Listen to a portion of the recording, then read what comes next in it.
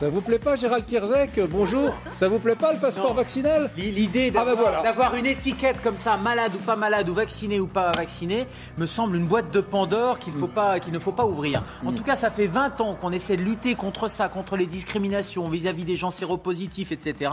Et je pense que c'est pas aller dans le bon sens, parce qu'aujourd'hui, c'est vacciné versus pas vacciné, mais demain, ça sera quoi? Ça sera telle maladie versus pas telle maladie. On va discriminer, on va faire des lieux pour gens sains et puis des lieux pour gens qui ne sont pas sains. Mais regardez, on le fait déjà, le vaccin pour la grippe, il y a déjà des... Ah oui, mais il n'y a pas des restaurants avec les gens vaccinés et les gens qui ne sont pas vaccinés. Donc encore une fois, c'est pas Ebola ou c'est pas la peste, le coronavirus.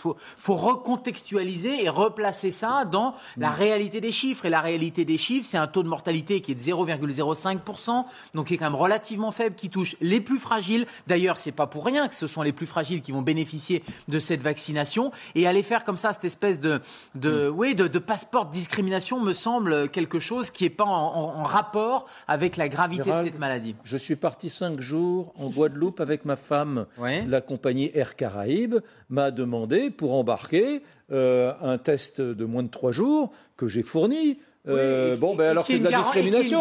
C'est de la discrimination. C'est la discrimination par le test. Si on va par là. C'est complètement stupide. C'est comme prendre la température à l'entrée des magasins ou des bâtiments. C'est complètement stupide. Ça ne sert à rien. De même que ces tests PCR ne servent à rien, puisque à l'instant T vous étiez négatif, à l'instant peut-être T plus 15 minutes vous étiez positif. Oui. Donc ce que je veux dire, c'est que c'est pas une garantie absolue. Non. La garantie, c'est des mesures barrières. Non, la garantie, c'est le vaccin. Vous seriez Gérald, vous seriez restaurateur. Vous auriez un petit estaminet avec 30 couverts à midi à 300 mètres d'ici. Vous seriez fermé depuis 1 an ou 8 mois. On vous dirait, vous pouvez réouvrir, mais à une condition, c'est que les gens qui viennent déjeuner à midi aient été vaccinés. Vous diriez oui, formidable. Non, mais il faut que les restaurateurs rouvrent. Oui. Avec ou sans vaccin. Il faut que les restaurateurs rouvrent avec des mesures barrières, avec la possibilité d'avoir une activité économique, avec des gens qui respectent les mesures barrières. Et les restaurateurs ont quand même été vertueux dans cette histoire-là. C'est la double peine, parce que eux, ils avaient mis les protocoles sanitaires en place et finalement, c'est eux qu'on a fermés. Alors qu'on voit bien que les lieux de contamination, c'est pas forcément les restaurants. Donc, pardon, mais ça n'a rien à voir avec le vaccin. Le vaccin, c'est une problématique médicale avec les gens les plus à risque, et on le voit, c'est les gens dans les EHPAD. Et malheureusement, c'est pas les gens qui vont dans les restaurants. Je suis désolé, mais à chaque fois qu'on part là-dedans, il y a toujours quelqu'un qui vous rappelle les heures sombres de l'histoire, l'époque où l'on marquait des gens, etc. Vous m'avez compris, et cette référence à la Seconde Guerre mondiale. Bon, enfin, franchement,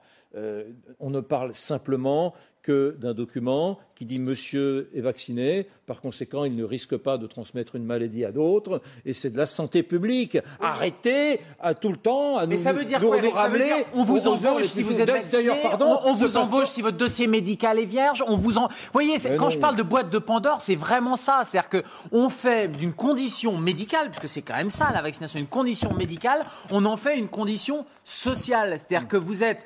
Si votre dossier médical est vierge, est clean, tout va bien, vacciné, etc., vous allez avoir un boulot, vous allez au restaurant, vous allez voyager, etc. Et si ce n'est pas le cas, alors aujourd'hui c'est la vaccination, mais encore une fois, demain ça peut être autre chose, eh bien sur ce dossier médical, eh bien vous n'aurez pas les mêmes droits que les autres. Et ça, sur le plan éthique et sur le plan déontologique, et je ne peux que regretter que nos confrères ne pensent pas comme ça sur le plan éthique et déontologique. Au nom de la non-discrimination, Gérald, il faudrait autoriser les personnes qui ont un test positif au Covid-19 à rentrer dans un avion, par exemple, dans un restaurant, ou à voyager en Australie, au Danemark. On connaît bien le problème. Il y a des soignants qui avaient un test positif à qui on a dit il faut aller bosser parce que on a besoin de vous. Et donc on bossait avec un test positif. Mais à partir du moment où il y a les gestes barrières qu'on appelle les barrières universelles, c'est-à-dire malade ou pas malade, positif ou pas positif, il n'y a pas plus de risque à la limite. On prend un masque, on se lave les mains et on va pas contaminer les autres. Et puis les bonnes pratiques, encore une fois, c'est de rester isolé pendant 7 jours. Et puis point barre. Regardez le président de la République, il a été isolé pendant 7 jours et il a pu mener sa vie après normalement. Il y a deux questions qui sont différentes. Il y a la possibilité de voyager. Et déjà aujourd'hui, quand on veut voyager dans certains pays, je termine.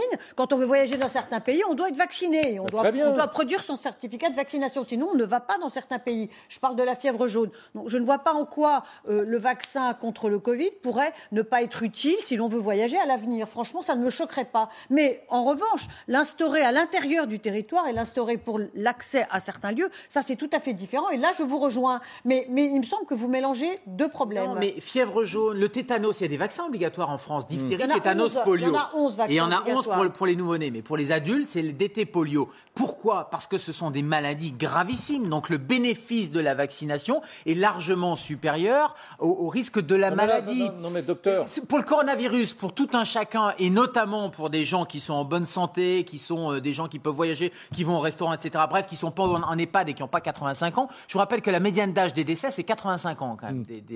Elle était de 84 ans, elle a augmenté, elle est de 85 ans. Les morts du Covid. Donc le bénéfice, il est très clair chez les patients dans les EHPAD, dans les unités de soins longue durée, en gériatrie. Il reste à prouver chez les autres. Donc il faut convaincre, prouver, informer les gens. Et ça doit rester du volontariat. On ne peut pas comparer la fièvre jaune et le tétanos et le coronavirus. Oui, c'est pas possible. Non, je ne compare pas. Quand on veut voyager, on demande déjà des vaccins. Si c'était, comme vous le dites, une maladie qui n'était pas si grave que ça, docteur, fallait nous le dire, parce que ça fait juste 11 mois ou 10 mois que l'économie est à l'arrêt. L'économie du monde entier. Moi, vous m'avez convaincu quand je vous entends, vous parlez de la médiane à 85. Les chiffres, c'est 0,05% de mortalité, 85 de médiane d'âge. Passons un coup de fil à Macron. Passons un coup de fil à Macron et disons-lui clairement que tout ce que... Le problème, c'est pas la gravité de la maladie, c'est la saturation du système hospitalier. C'est là l'enjeu. Il faut bien comprendre un truc, c'est que le vaccin protège des formes graves, c'est-à-dire qu'il protège non pas du portage du coronavirus, mais il protège avant tout, c'est l'efficacité qui est démontrée. Les personnes les plus fragiles ne vont pas faire d'un portage ORL d'un petit rhume, vont pas faire une pneumonie. Vous pensez qu'une personne vaccinée peut contracter la maladie et la transmettre ? Ça ne garantit pas le fait qu'il n'y ait pas de portage de ce virus et donc de transmission. Ça, on n'a pas de données là-dessus pour l'instant. Donc ça veut dire que, médicalement, à date, ça n'a pas de sens de faire ça pour l'instant. Parce que dans votre restaurant ou dans votre magasin de chaussures, si tout le monde est vacciné, il y a peut-être des gens, il y a même sûrement des gens qui seront quand même porteurs du virus et qui pourront le transmettre quand ils vont visiter le week-end après dans leur EHPAD, etc. Donc encore une fois, les mesures barrières universelles, ce que dit le confrère, est baisser le niveau de circulation, ça paraît une évidence. Deuxièmement, tester de manière préventive. Troisièmement, renforcer les capacités hospitalières. Et quatrièmement, vacciner les plus fragiles. Voilà quelque chose qui est cohérent. Mais on n'en est pas à aller vous mettre je ne sais quoi de coups de tampon en disant voilà, vous pouvez vous balader et les autres, vous restez chez vous.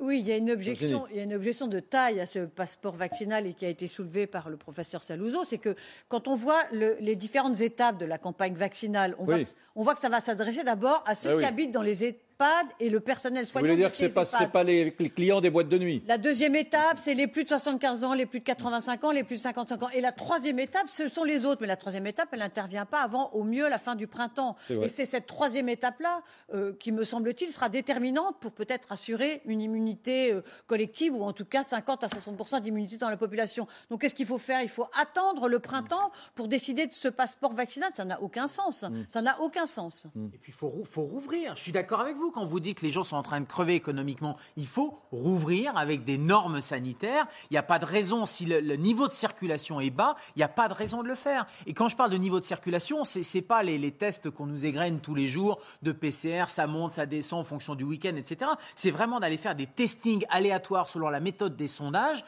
dans les régions pour aller voir où ça circule et où ça ne circule pas. On le sait, depuis où ça 11 mois. Mais non, il y a 3 régions en ce moment où ça circule beaucoup plus qu'ailleurs. Ça, c'est sur le taux d'incidence des gens, le niveau de test qui est fait dans ces régions-là. Et il y a des régions qui testent beaucoup et d'autres qui testent moins. On n'a pas une représentation, une cartographie de la France sur où est-ce que ça a circulé, sérologie, et où est-ce que ça circule de manière active. Romain Goupil. Moi, je suis tout à fait d'accord avec Eric et le professeur Saluzzo. Il faut vacciner. Le seul danger, c'est pas du tout avancer vers le passeport vaccinal et quelque chose qui est au niveau du temps, c'est juin. C'est-à-dire avant que... totalement illusoire. C'est illusoire. C'est-à-dire qu'on dirait... Alors là, imagine que tu annonces passeport vaccinal demain, donc ça veut dire qu'il n'y a que 20 personnes qui peuvent aller... Là, je suis d'accord. Non, mais pour l'instant, les vaccinations, on en parlera dans un instant. Par contre, ce qui est très, ridicule, très désagréable, et c'est pour ça que je t'appuie et qu'on est d'accord, c'est quand tu vois dans les sondages que 62% des gens sont réticents. Ils disent, c'est un peu trop tôt, on attend. Mais ils attendent quoi ? Ils attendent que les 62% d'Allemands qui sont d'accord, ou que tous les Anglais qui vont se faire vacciner, voir s'il n'y a pas de risque. Mais c'est dégoûtant. Il y a réellement quelque chose qui me gêne terriblement. Une vision de la société particulière. Là, j'ai un restaurateur qui m'envoie par Twitter, il me dit ça serait bien que ce passeport soit appliqué aux employés du restaurant. Moi, restaurateur, je ne me vois pas faire du tri dans qui peut ou ne peut pas bosser. Que les gens, ça veut dire qu'effectivement, il faudrait que les employés aussi, il y aurait ceux qui auraient le passeport et ceux qui n'auraient pas le passeport. Et c'est au restaurateur de l'employeur de faire ce tri-là. Enfin, à un moment donné, on rentre dans cette vision de la société qui est assez terrible. Parce qu'encore une fois, aujourd'hui, c'est le passeport, sans efficacité médicale démontrée en plus, puisqu'encore une fois, la transmission, on ne sait pas si ça empêche de transmettre et de porter le virus. Et puis surtout, cette vision de dire on démarre par le passeport. Aujourd'hui, c'est le tampon coronavirus, mais demain, c'est quoi le deuxième tampon ?